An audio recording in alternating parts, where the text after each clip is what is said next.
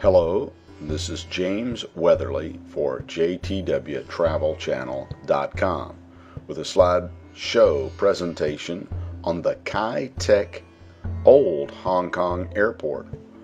Hong Kong's on the other side of the world from America and a long way from Europe. But if you traveled to Hong Kong during the 70s, 80s, or 90s, you probably landed at the Kai Tak Airport and never forgot your arrival.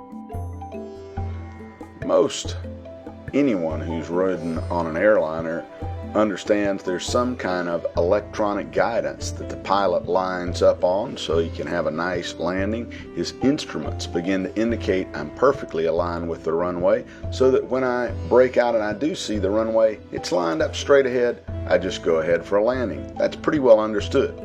Except when you get to Hong Kong, you see that the pilot goes into this huge turn attempting to land, quite different from normal.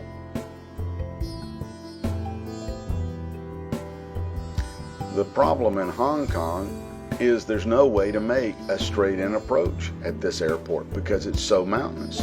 So in the early 70s, someone proposed a radical new concept to take the ILS that lines you up into the runway and to line you up into the side of a mountain. And when you broke out, you'd see a big checkerboard, make a huge right turn, and magically the airport would be there. Well, this was such a radical concept, took quite a while to get approved, and every pilot would then have to go rigorous, specific simulator training before they were even allowed to attempt this approach, because it became a one-of-a-kind approach, the IGS approach to runway 13 at Kai Tak.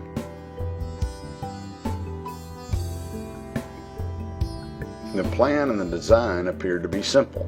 The pilot would line up as indicated by the red line on a standard ILS approach, which would fly him into the side of a mountain. He would continue down to a specified point of which he would break out and see a bright red checkerboard. At that point in time, he had to begin a very steep right turn to attempt a lineup with runway 13. Another problem became very apparent is the winds were normally a strong right crosswind. It made it extremely difficult for the pilot because he had to turn to compensate more for the wind, and often just to get your wings level was a tremendous effort. As you can see from the profile picture, the red indicates the area that you would fly electronically. The yellow indicates the steep turn, and lining up there on the green arrow indicates alignment with the runway. I personally flew this approach many times, and it was always a feat and never comfortable to do. Enjoy these pictures of the IGS runway 13 approach.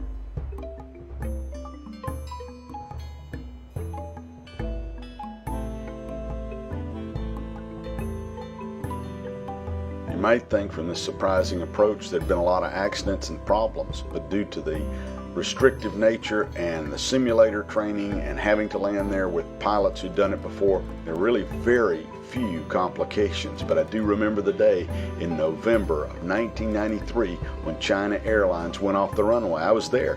What were they going to do? The tail blocked the runway. No problem.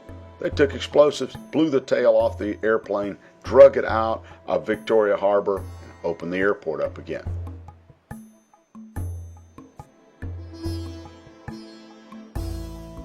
One of the other things interesting about the Kai-Tak Airport, it made for tremendous photos of the airplanes approaching. I honestly felt like we were going to take the old television antennas off the top of the buildings when we came in for landing. Enjoy these photos.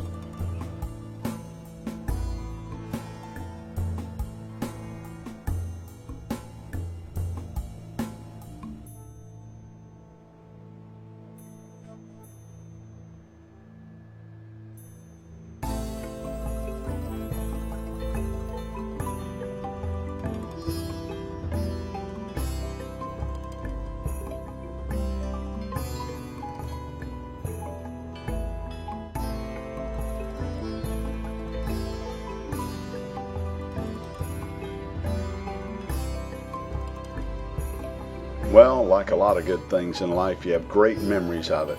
My time of operating in there had the greatest of memories. My wife even got to go along one time when I flew into the airport. But now, it's closed. Closed in July the 6th, 1998. Now the old checkerboard just stands there with weeds growing over it. And they get higher and higher. You can hardly see it. It's the place of a park. The old airport, the runways are closed. They're discussing what they're going to do with it. But for those of you who made that trip, they'll never forget that arrival into the Kai-Tak Airport.